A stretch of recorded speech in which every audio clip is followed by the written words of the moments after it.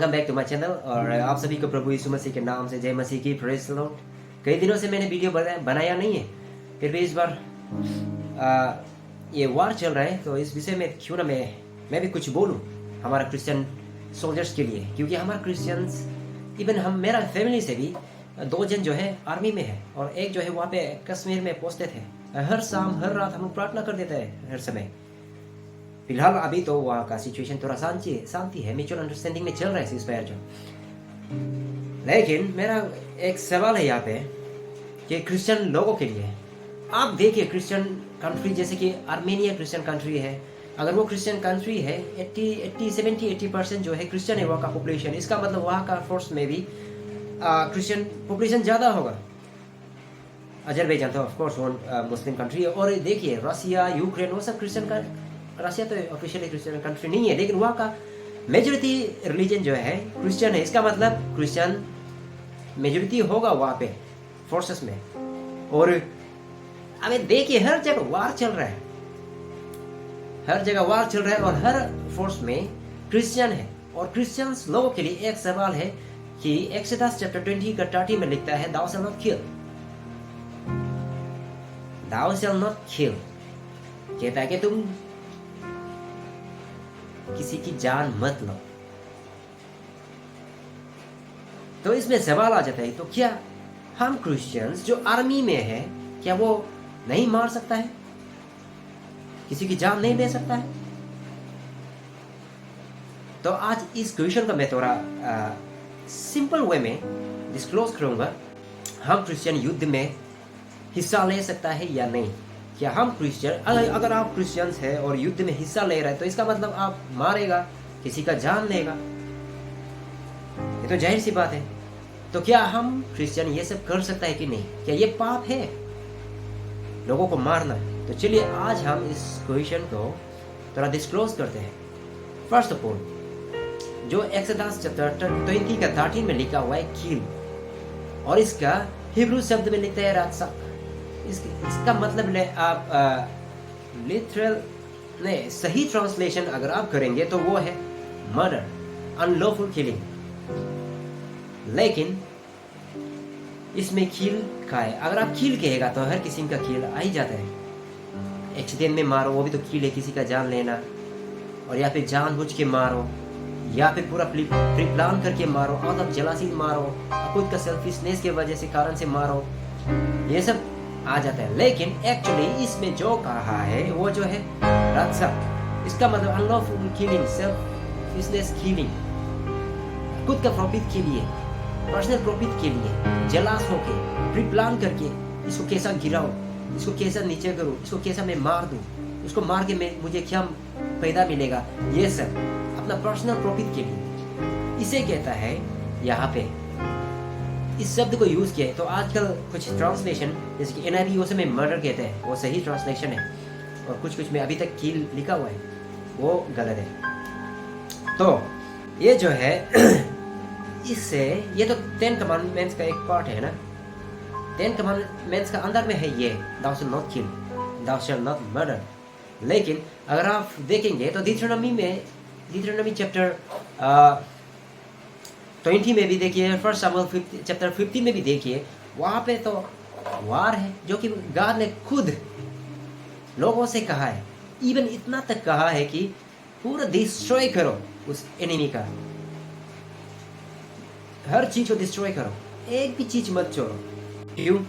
अगर यो लॉ कह रहा है कि नहीं तुम नहीं मार सकते हैं, तो वो ये लॉ का बाद फर्स्ट शमूएल में तो देखिए, फिर गॉड ने खुद कमान करता है। सोलू का वार है जो क्या वाला, डेविड का भी वार है। मीन्स ये कमांडमेंट्स देने के बाद भी कई सारा बैटल है।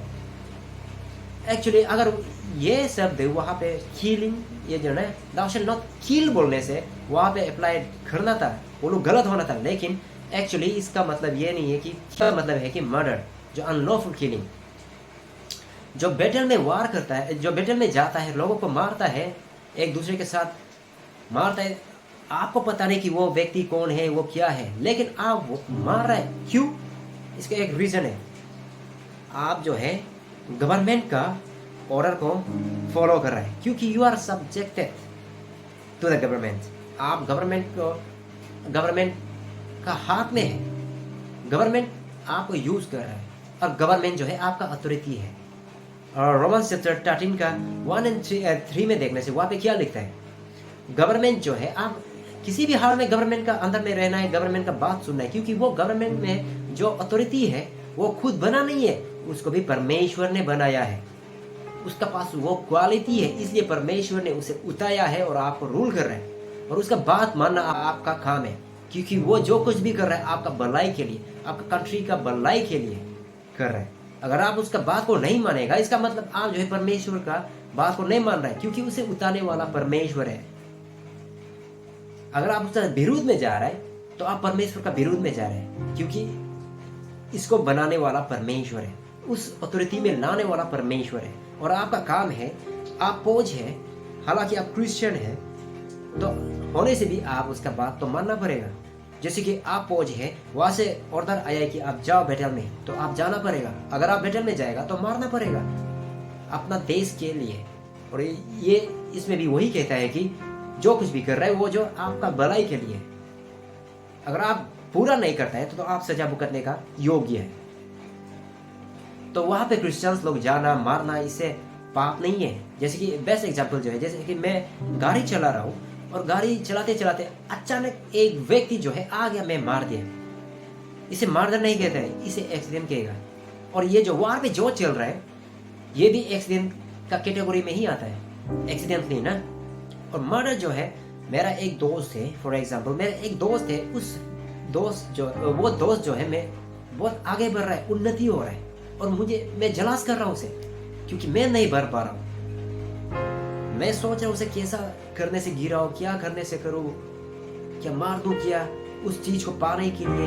ये सब पर्सनल प्रॉफिट और सेल्फिशनेस के कारण मारना, इसे कहते हैं अनलॉफुल किलिंग, इसे कहते हैं मर्डर। और बाइबल में जो कह रहा है कि thou shalt not kill, thou shalt not murder, इसी कैटेगरी का मर्डर को कह रहा है।